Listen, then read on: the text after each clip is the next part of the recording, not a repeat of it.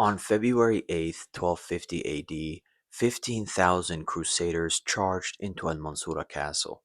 3 days later, only five of these Crusaders left with their lives.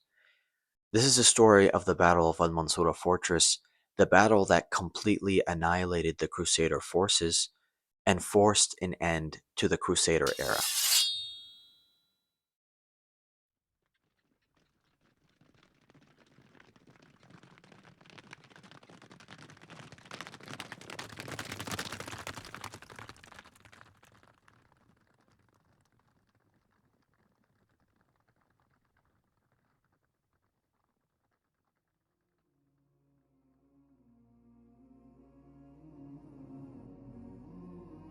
The Crusaders' goal at this time was to stop the Muslim resistance to the Crusades. It's really that simple. They knew that attacking Syria would not bear any fruit. They attacked Syria directly time and time and time again.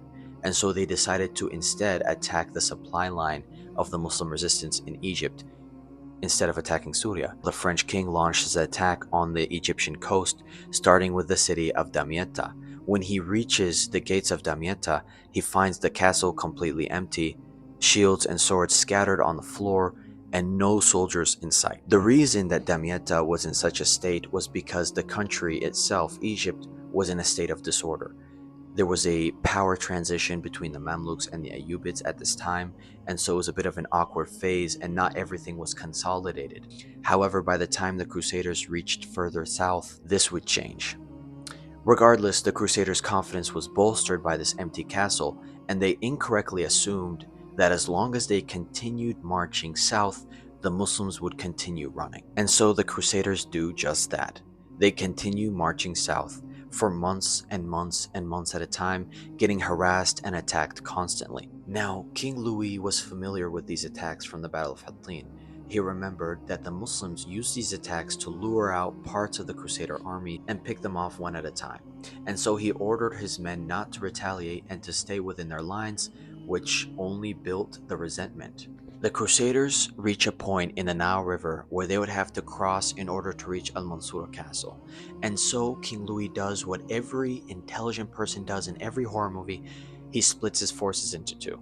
Now, before you say this was a bad decision, okay, you should know that this other faction was being led by Count Robert of Artois, the pragmatic mastermind filled with resentment, anger, impatience, erratic behavior. Probably some sort of early variant of meth. I made that up. Basically, an early version of Johnny Somali. I guess it's safe to say these 15,000 Crusaders were in good hands.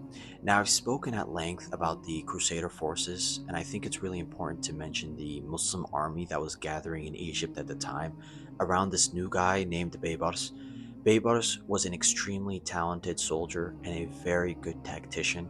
He was very well known for his fast, blistering speed attacks combined with good tactical approaches. He wanted to deploy a new strategy that was a little bit fresh to the Crusaders, a form of a false retreat. He would leave part of his army outside the gates of Al-Mansura to lure in the Crusaders into the gates of Al-Mansura, and he would leave all the gates wide open for them to enter. And so Count Robert, as soon as he crosses the Nile, he encounters these 200 to 500 men, and what does he do? Does he leave them alone and establish his camp like he was instructed to by King Louis? Or does he fall right into the trap? He falls right into the trap. He immediately, without giving any commands, starts charging at them himself.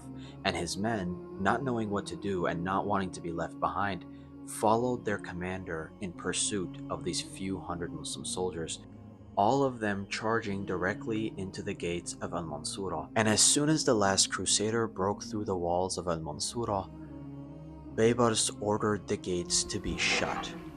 And as the Crusaders spilled into the streets in confusion, from all directions came the locals in combination with Beba's forces and the remaining Ayyubid forces, armed with lances, swords, spears, arrows, sticks, bricks, rocks, literally anything they could get their hands on, and throwing it at the Crusaders below. The Crusaders, realizing way too late that it was a trap, started scrambling in all directions to avoid getting hit, some of them going into alleyways, some of them bunkering inside homes. However, their fate would be inevitable.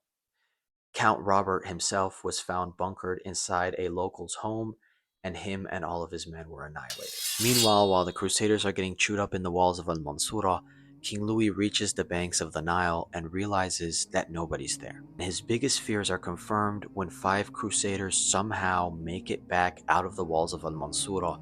5 survivors make it out, and they relay the story of what happened to Count Robert and his men. King Louis tries to put on a brave face in front of his soldiers. He says, "We captured the beach, this area. We captured all this," and he tries to count it as a victory for his men. However, that night he goes to his tent and he weeps.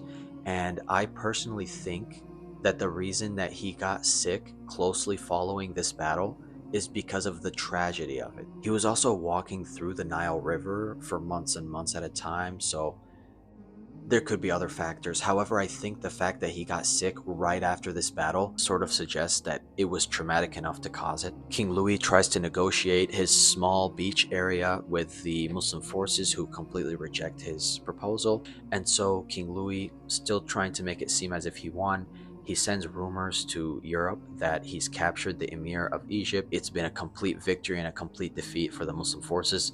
Um, that wasn't even close to being true. But anyways, the Crusaders start to retreat north, and the Muslims at this point had no reason to stay within the walls of Al-Mansura. They pursued the Crusaders north, and they met them in one final battle where King Louis was finally captured and the rest of the Crusader forces were annihilated. King Louis ended up getting bartered back to France for $500,000 or so, where he ended up dying really quickly after. So I think that was a pretty bad trade on their end. And that's the story of the Battle of Al Mansura, where 15,000 turned into 5. The Crusaders took a very significant hit from this battle, especially considering the army that would be created from this battle under Baybars would go on to capture all of the Holy Land and eradicate any sort of Crusader presence in the area. Yeah, pretty cool story. If I had to derive any lessons from this, I would say 1, do not put a silly, goofy guy in charge of your very vulnerable group of men in a foreign country. 2,